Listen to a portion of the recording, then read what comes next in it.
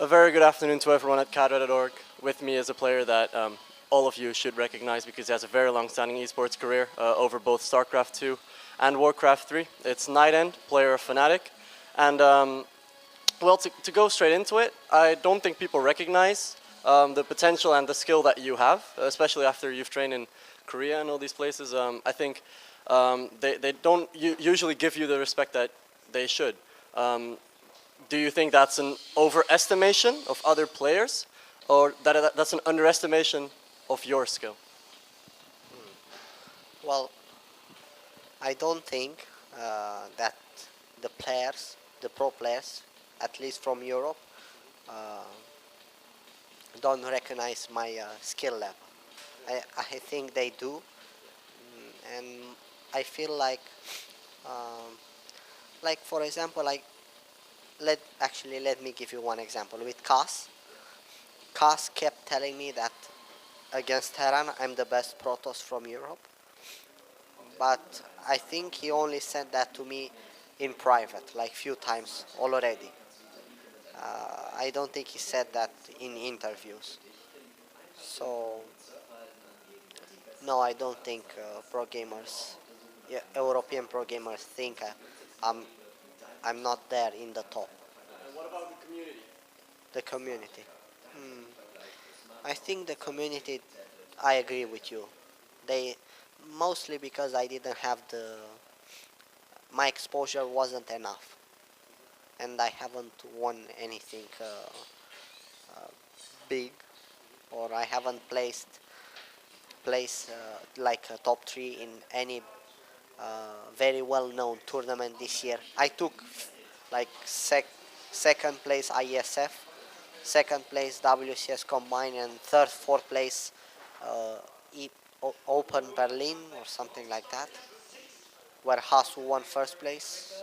Okay, but all three tournaments they didn't have the exposure, such a big exposure like DreamHack and so on. And also at Valencia, DreamHack Valencia, I had bad luck getting a Zerg, yeah, getting Stefano in the top 16. So I don't know. I think it will slowly change with Heart of the Swarm. About those results, because you just mentioned them, and I was going to ask you about them. These are tournaments that you did really well in, but there wasn't the coverage. Regardless of whether the tournaments were popularized or not, are you afraid? No, are you happy? Sorry, with the results that you have gotten in your career so far, or do you think you should have done better than what you have done? Uh, Hard question. I think, well, my results first were not good enough. Uh, that's for sure. Everyone knows that. Uh, but um, like the game style didn't fit me at all. I'm a micro player. I didn't know uh, to all in. I didn't know like yeah, basically what I didn't know was to all in when Protoss had the strongest all ins. So I didn't benefit at all from this. And basically to win with Protoss in the best period, you had to all in to make timing attacks all in, like 2, 1, 2, 3 base, mostly 2, 3 base. So uh, yeah, that's my opinion. So you said you missed the boat a little bit on that, and you're not really happy with those results. Now, here's a question that you'll probably be able to answer in one word.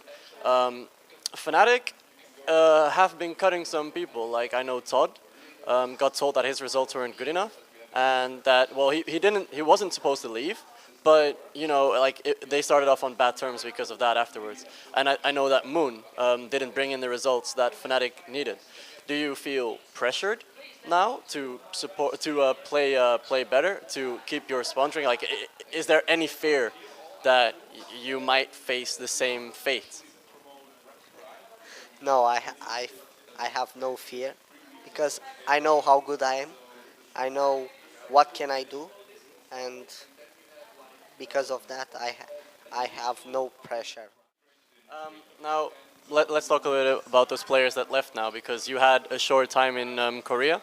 Um, but since then, you've lost players like Todd, like Moon, like Biul. Does that impact you in any ways? Did you practice a lot with these people? Did you communicate a lot with these people? Or is it yeah, my team, they're not in my team anymore, but it doesn't really impact you as a player personally that much? Yeah, for me it doesn't. Yeah, it doesn't matter because I wasn't practicing with them at all almost. Like the time I spent in Korea, 2 months, I think I practiced like I don't know how much, but not too much against them.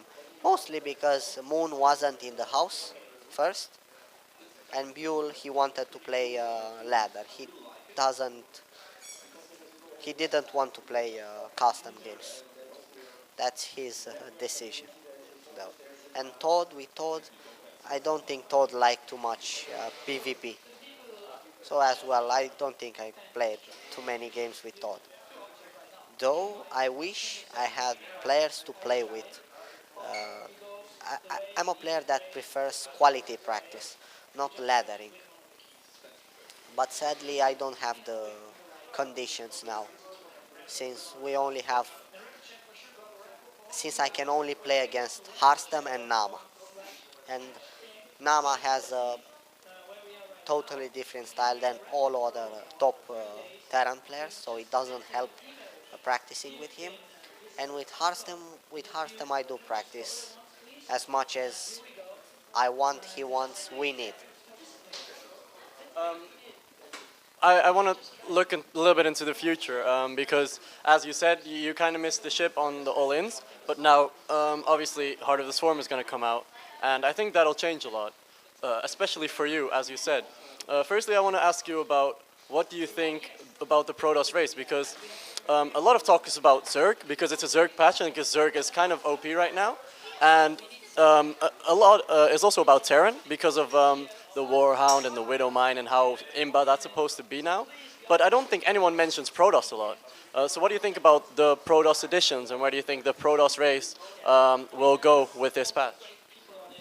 I played Heart of the Swarm like yesterday for like the first time, like 20 games maybe, and I feel like I mean finally I feel that Protoss it's on a good track. Yeah, I feel like Mothership Core is very useful and pretty hard to use sometimes, and that's a good thing because not everyone will be able to use it at its maximum potential. Also, I forgot the name. Oracle, yes, another very useful unit. Haras unit, not very easy to use. Not yeah, and Tempest. I haven't played with Tempest. I basically I played like 20 games, though I don't know how many of them were good players. So we didn't get to the very late game. But I also think Tempest will be uh, not very easy, not very hard to use, like an average. Yeah, and that will make it very good for the top players, because, for example, now what can Protoss do besides good force fields and blink? That's about it. Like in the fights, positioning, that's the most important. Good force fields, and that's about it. Like storm, everyone can storm, everyone can feedback, everyone can attack move. Like it will make the game way more difficult, and I hope way more balanced. As I see it now, I think the game is way more improved than Wings of Liberty. And then something about the Zerg. because I think you've been one of the vocal people, not naming names, but that was at least pointing out the problems that Zerg was facing long, long before Blizzard were even, implying they were going to change anything to Fungal or Brute So what do you think about how they are trying to fix that with making Fungal a projectile and maybe having it like a slow rather than stop or whatever? Like, what is your thoughts on that? I think making it slow won't help at all. I actually didn't play against Infestors at all in Heart of the Storm. So, I don't know, I have to play against them. I think pro that's a good idea with projectile, but it should be like, so I can avoid it, you know? So, yeah, if they make it the same speed, I heard they will make the same speed, if not they already did, as Ghost EMP. Ghost EMP, it's a projectile, but you can't avoid it. So we will have to wait and see. I don't know. Do you know? How's okay? Okay. It is visible, I think, so you can probably see it, but I don't know what the speed is. Okay. I think the speed might be same as Ghost EMP projectile. And then I have a critical question to follow that up because isn't force field a little bit like that? I mean, isn't force field a little bit like a fungal? Although it doesn't do damage, 5 clicks and you have a whole wall walled off. If you get what I'm saying. And people like you can do this really quick. Like it's just one motion. Isn't that if you consider it OP that a fungal is a total stop and you can't avoid it? Is a force field a little bit like that? Is that a fair assessment? Well, the force field without force field, Protoss won't be able to win any games. So I don't know, but for sure, yeah, fungal it's way more easy, way more and much more stronger than a force field. So that won't be a good comparison. You can compare fungal with storm.